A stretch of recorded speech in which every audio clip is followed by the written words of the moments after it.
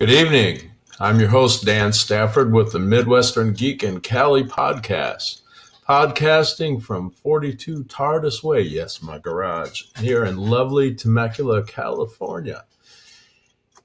And yeah, summer's winter home. And it's getting pretty nice outside, and I'm really digging that. But let's go on to what I've got to talk about tonight, because here we go.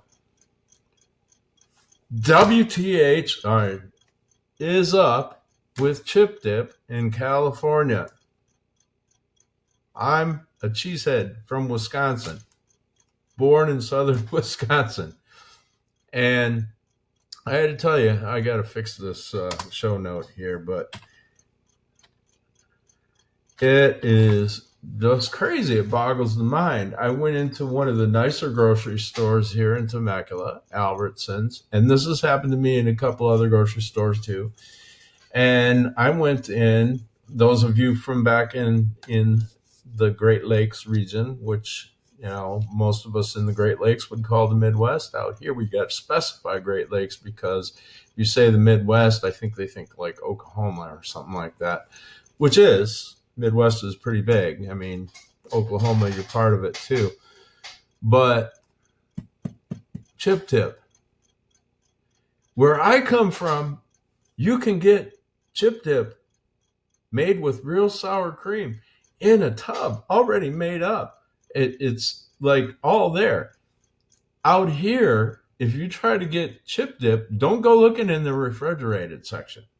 Just don't even bother. You have to go to where the chips are and get that stuff that's in a sealed jar, glass jar. Comes from a place that I used to work back in the very early 1980s, and it has never, probably ever, seen the inside of a refrigerator. To me, that's like kind of like calling Spam ham or Velveeta cheese. Although both have their place and they're cool things and all that, but I'm from the land of America's Dairyland, okay? And Chip Dip, like especially French onion dip or green onion dip, is supposed to be made with actual sour cream, and the seasoning is added into the sour cream, and it's like nice and firm, and when you dig a nice big old ruffles in there, ruffles have ridges, you know that thing, man, that's old school. You know, it's either going to break off or it's going to come off. I mean, I got to have my once every year or so, like maybe once a year, sometimes twice a year, I got to have a chip and dip thing, man. I mean, it's just got to go. It's one of those cravings that hits me every once in a blue moon, maybe purple moon, I don't know what, but I go into the grocery store and out here in Albertsons the other night. I'm like, I'm ready, man. I've been denied my chips and dip for, you know, like a couple of years now, and it's about time. I want to have it. And I'm talking to this gal. She's, you know, like works stocking in the store or doing, you know, whatever those folks are doing, you know, working hard. But I'm asking her, I'm like in the refrigerated section. I'm like, where's the chip dip? And she's like looking at me like I'm from Mars. Like, no, I'm not from Mars. I'm from Wisconsin. Don't they allow that stuff out here in California? What the hell? Sorry, I actually said it. I had to go there, man. I'm sorry. It's just... So I ended up they had like a dry powdered mix that you could stir into sour cream.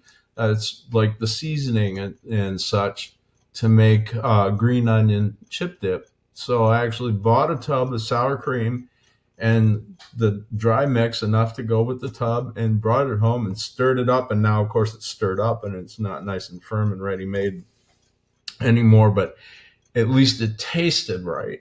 You know, it's made with actual sour cream. It's like actual chip dip. And I'm sorry, but You got to go to some grocery store, and all of you folks out here in California, as soon as summer comes, head over to like Wisconsin or Northern Illinois. Go into the grocery store, look at the refrigerated section, and grab yourself some French onion chip dip, like Dean's or whatever, and bag of Ruffles, and head home and have a real chip dipping experience. Okay, just go for it. Go hog wild. There are some really cool things about California, but chip dip is not one of them. Ugh. Anyway, now that that's over, soapbox, well, maybe for a minute. So, Deadpool and Black Panther doubleheader. Yeah, I went and saw both of them in the same day. I had been waiting, trying to kind of conserve cash.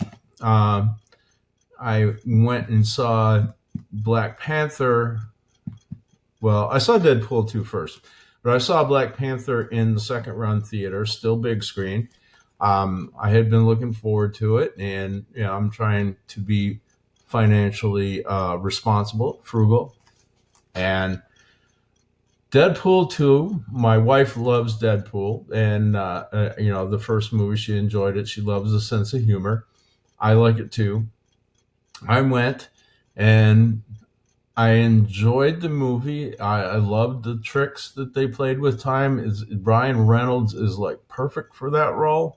Amazingly, I'm not been a huge Ryan Reynolds fan, but in this particular role, he just really is perfect. He's the perfect dude for this thing, and he plays it wonderfully. And the movie really works, and I still think the first one was better, but mostly because it was so novelty. It was so new. Excuse me. The second one, it's great. I love it. I mean, I can't really pick anything apart about it, to be honest. If you like Deadpool, you're going to like Deadpool too. I'm cool with it. Now, Black Panther. I really loved that movie. I thought it was great. I mean, and I've heard nothing but good things about it. It's a Marvel origin story. It's a prequel to Avengers Infinity War, which I saw before this, in a way, but it stands on its own because it's an origin story for one of the Marvel characters. I mean, every good comic book character has an origin story, and this was Black Panther's. And Black Panthers have been around for a long time. I know I used to read Black Panther back in the late 1970s when I was a teenager in high school. And I really enjoyed the heck out of that movie. I loved the special effects. I thought it was great. All the acting was like right on par. It's perfect. It's just wonderful on the big screen, and I'm very glad that I didn't wait until it was out of the theaters to see it. I don't think it would have had the same. Well, it would have been really good on 60-inch or 62-inch TV, but still way better on the big screen. It's a movie that needs to be seen on the big screen. It's big, it's epic, it's wonderfully well done, and I actually liked the message in it in a lot of places too. It had a little bit of its own kind of snarky sense of humor, but the overall message was pretty good. I'm not going to dive too deep into it because I don't want to spoil it for any latecomers who are even later than me going out to see it. But the two movies together in one day, that makes for a pretty damn good movie day. Just saying. A lot of fun. And last, I want to give some thoughts on something that's kind of a sore subject with me. Puerto Rico. That island is a U.S. territory, and everyone living on it well, everyone that's supposed to be living on it is an American citizen. Those are Americans on that island. And it's still a mess. Still. I mean, I don't know what the recovery rate is, but, you know, if this had been World War II era, we would have sent the military in there to rebuild the infrastructure.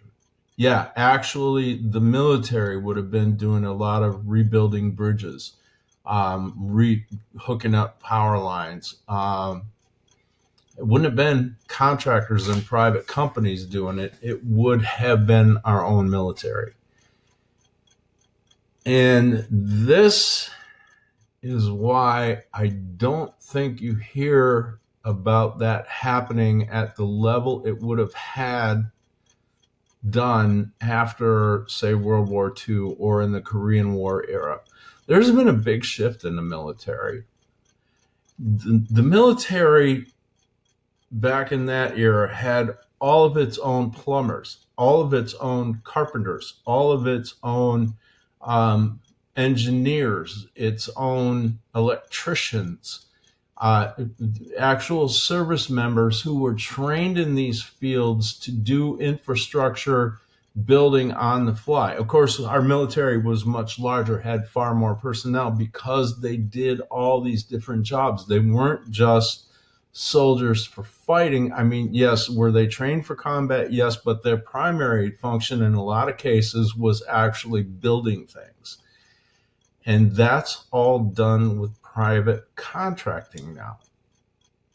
A lot of the infrastructure that would have been built by the military itself in the World War II era is now done via private contracting. Now, that's called privatization. And it has been my experience in almost every case where I've personally witnessed privatization. And the biggest example that comes to mind is the parking meters in Chicago. I think plunderization, not privatization, because the cost always goes up and the service always seems to go down. It always becomes more expensive when you privatize it, and it becomes less effective to me.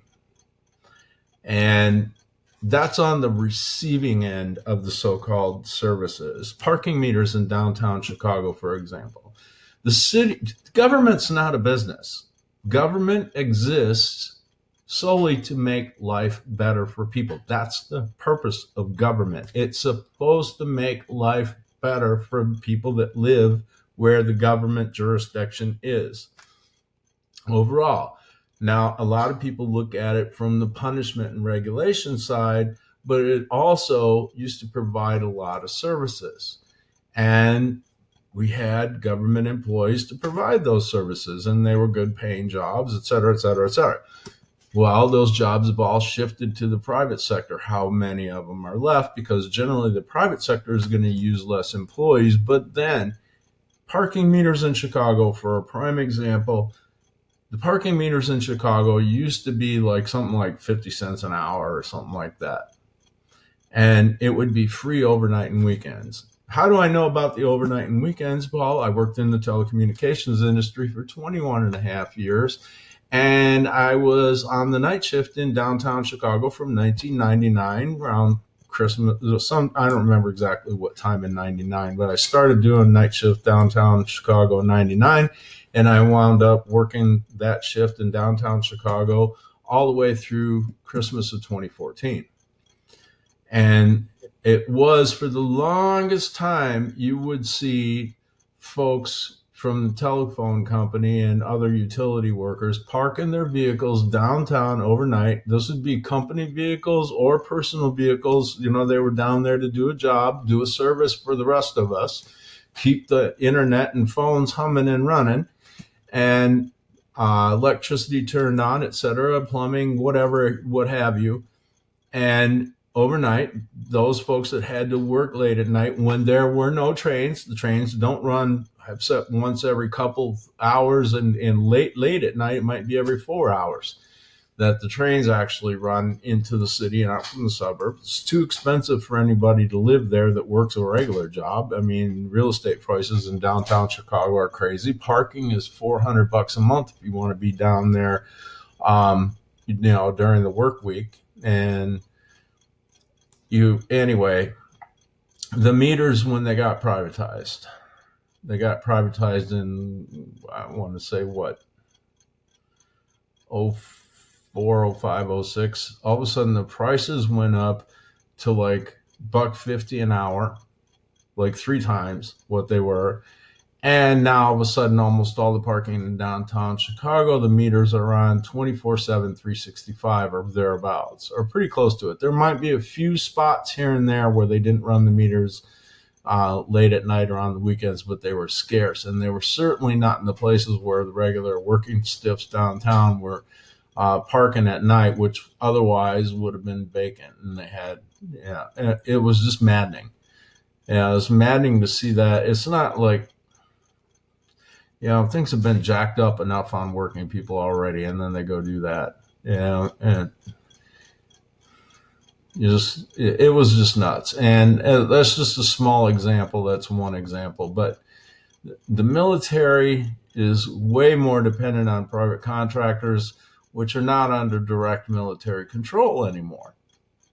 At least as I understand the situation. I mean, you folks in the military, correct me if I'm wrong, but it seems to me we have a lot less service members than we had at the end of World War II, and they do a lot less of the infrastructure type jobs and far more of the cybersecurity and combat jobs. I mean, that's mainly what's left, right?